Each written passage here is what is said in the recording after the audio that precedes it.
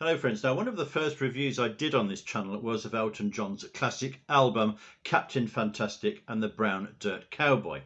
Now a number of people wrote in and said they thought I'd been too harsh on my grading of some of the tracks. I grade each track out of 10, as you know, using my system.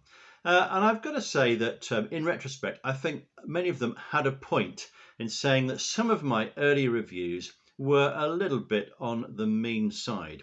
So I pledged at the time that I would go back and listen to the album again in detail and review it. And that's what I'm going to do today. Now, just a reminder of my grading system. I grade most songs between sort of average and very good. Most album tracks get in there somewhere. One or two dip below that, and one or two are exceptional and go into that top territory there. So what I'm going to do today is, after I've listened to each track again, I'm going to give a new grade for it and compare it with the old one. Now I've got to say these new grades are fresh listens, so I didn't have the old grades next to me.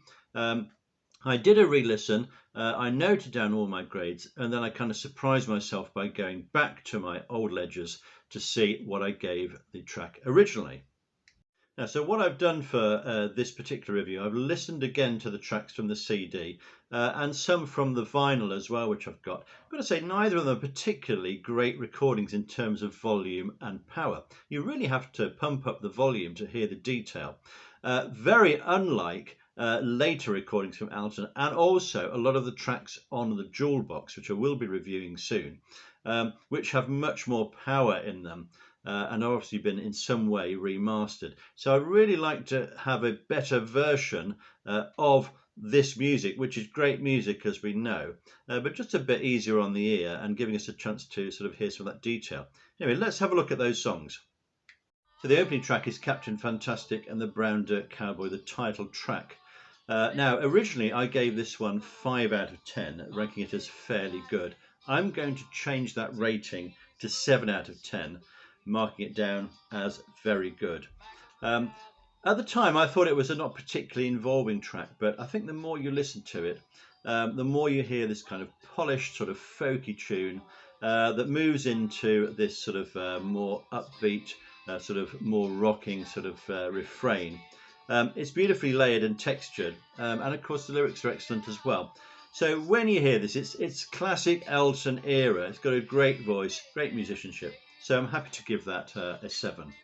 Now I did get quite a lot of flack after my review of the second track, Tower of Babel, which I did not like at all at the time, mainly because of the big contrast between the verse and the refrain, which almost sound as if they're from different songs. I called it jerky and uneven with a huge vocal range. In retrospect, it is one of those Elton tracks that doesn't go where you expect it to go, but that is not necessarily a bad thing. And the more I've listened to it, the more I do feel this is quite an accomplished song. It is unusual and it takes quite a lot of listening to, but that's not necessarily bad, is it? So originally I gave this 1 out of 10, saying I thought it was a terrible track. I'm revising that completely now, and I'm going to say it's fairly good, giving it 5. It's not the best track on the album for me, but I do like it a lot more, having given it more attention. Track number 3 is Bitter Fingers, which is about this idea of having to write songs to order. Now, at the time, I wasn't happy with this one, again, because although it had a pleasant verse, it had this really sort of jerky, horrid chord change partway through, or I thought horrid at the time, and was more like 2 songs being forced into one. Again, having listened to a little bit more, I'm slightly happier with it. I gave it a 3 at the time. I'm going to change that to 4 and say average for me. Again, not one of my favourites on the album, but still okay to listen to. Track number 4, Tell Me When the Whistle Blows, was one that I was pretty happy with first time through, describing it as a pleasant listen. And this kind of idea of this sense of alienation which Bernie has created with the lyrics, almost sounding like a sort of Tumbleweed Connection track. I gave this 6 out of 10, rating it as good. I'm going to stick with that, 6 again. Track number 5 is the iconic, legendary Someone Saved My Life Tonight. The standout track on the album for me, and I'm sure for many fans of this album. I don't really need to say much more about this except to say, on listening to it again, I reckon it deserves the very top mark, and I'm going to give it 10 out of 10 for Out of This World. Just a great moment in Elton's career, a great vocal and a great lyric. So now on to side 2. Track number 6 is Gotta Get a Meal Ticket. Now this is a driving rocker, a great opening to the second side of vinyl. I was very happy with this first time around, giving it 7 marks out of 10. That ranks it as a very good track. I'm going to stick with that rating. It's another 7 for me. Track number 7 is Better Off Dead. This is actually a track I've seen Elton play live. Perhaps one of his deeper cuts, but he obviously values it to put it into his personal performance. I reckon this was a fairly good track when I first reviewed it. I'm going to stick with it. I do enjoy it, perhaps not quite as good as some of those I've ranked 6 or 7. 5 marks for me, fairly good. Now, track number 8 is Writing. Now this is one where I'm going to change my mark. I originally rated this as a good song. I'm going to raise that to a very good song. It's actually a delightful listen for me. This is one of the highlights of the album. It's just a very smooth listen. It's delightful chord changes. It's a good lyric, and it sort of captures that essence of Elton at this particular time. So I'm going for very good now. 7 from me, even that way around. Track number 9 is We All Fall in Love Sometimes. Now what can we say about this beautiful song other than that it's an excellent track?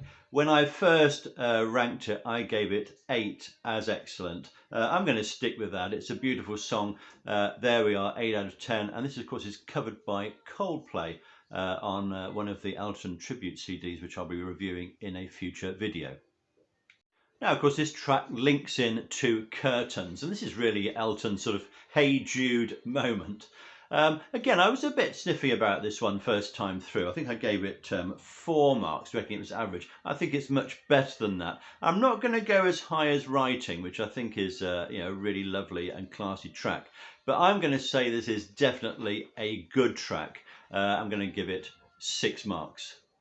So looking at the totals, my original ranking for this album gave me 54 marks over 10 tracks. That's an average of 5.4 marks per track.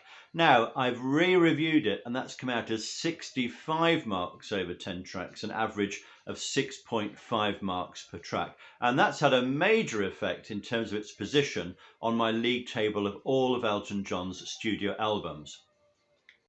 So let's just have a look at the top of my league table of song rankings now, and you can see that Someone Saved My Life Tonight has now gone into 6th place overall with all the other 10s. Now those are not ranked in order, those 10s. I will do that towards the end when I've got every song on there. But you will also notice that at the bottom of the league table now, Tower of Babel has disappeared. I've promoted that. And there's now nothing at all from Captain Fantastic in the bottom ranking here. Got 449 songs ranked there altogether. Now, this is the big change now. Captain Fantastic had been ranked, I think, 17th in my league. Now it's shot up to number 5. And I'm pretty happy with this ordering, actually, now. Tumbleweed Connection, for me, song by song, the real standout album of Elton's career. But very closely followed by Goodbye Limerick Road, Don't Shoot Me, and Madman, then Captain Fantastic, then the Elton John album. Perhaps A Single Man is a surprise at 7, but it is a bit of a favourite of mine, and The Captain and the Kid, I suppose. But certainly that top 5, top 6, I'm pretty happy with. You may have them in a different order. Well, please let me know if you do disagree with that. But I think those 5 or 6 albums are really just such golden time for Elton's songwriting. So thanks for watching. Let me know what you think of my marks, and also let me know whether you think I've been fair to all the tracks or whether you think they should have gone even higher. I think I've got this one just about right now in terms of the ranking of Elton John's major albums. Obviously that early 1970s run is still a golden time. All my favourite albums come from that era, but I think I've got about just about right in terms of the ranking of them now. But if you disagree, please let me know and let's keep the debate going. That's all for now. Don't forget, we're still standing.